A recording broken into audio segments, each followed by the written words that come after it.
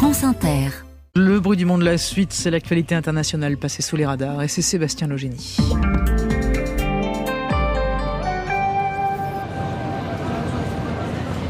C'est dans les rues de Belgrade, Sébastien, que nous sommes, la capitale de Serbie, où des dizaines de milliers de personnes ont défilé hier contre la violence. Un cortège massif, une semaine après les fusillades qui ont ensanglanté le pays. 2 fusillades sans lien entre elles qui ont fait 17 morts, notamment dans une école où un écolier de 13 ans a tué 8 élèves.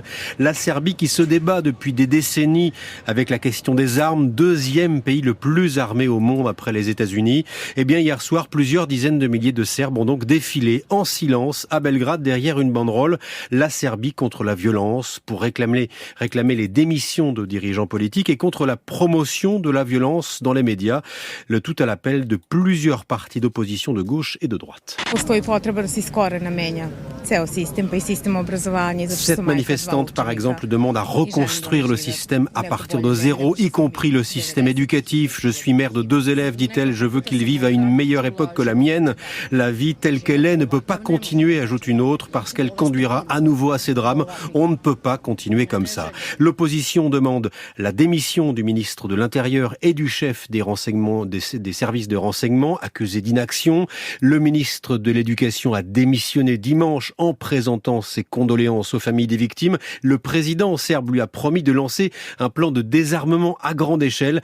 39% des habitants, en effet, de la Serbie possèdent une arme à feu, le taux le plus élevé d'Europe. Et direction le Danemark, à Copenhague, dans le quartier anarchiste de Christiania, qui est dans le viseur de la mairie. Le quartier de Christiania, c'est une expérience sociale unique au monde. Depuis 40 ans, cette commune appartenant à la capitale danoise s'est autoproclamée ville libre, commune autonome depuis 1971, un symbole mondial de la contre-culture libertaire, avec en son cœur la Pusher Street, où les dealers de rue vendent du cannabis à la vue de tous, mais en toute illégalité. Des milliers de touristes y viennent chaque week-end, générant des profits, des nuisances et des gangs criminels de plus en plus violents, au point que la maire de Copenhague propose donc ces jours-ci de mettre fin à la vente de cannabis dans Christiania.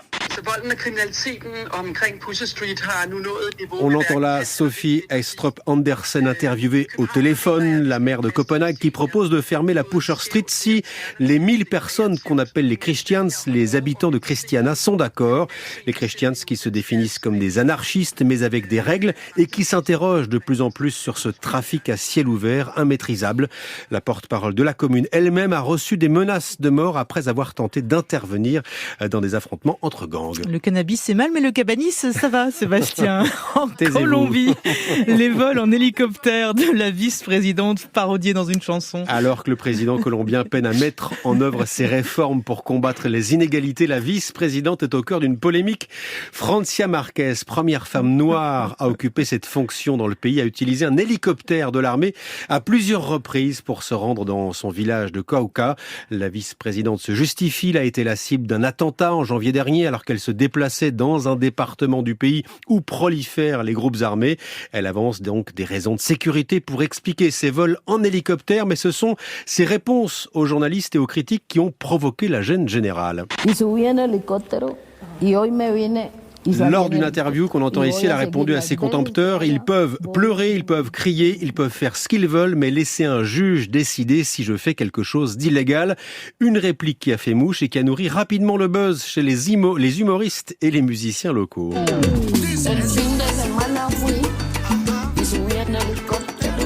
Et voilà la version salsa de la réplique de la vice-présidente Francia Marquez. Un carton sur les réseaux sociaux que la vice-présidente, ancienne femme de ménage, prend avec humour, mais pas que. Si j'étais blanche, et que je faisais partie de l'élite, dit-elle, personne ne ferait de scandale.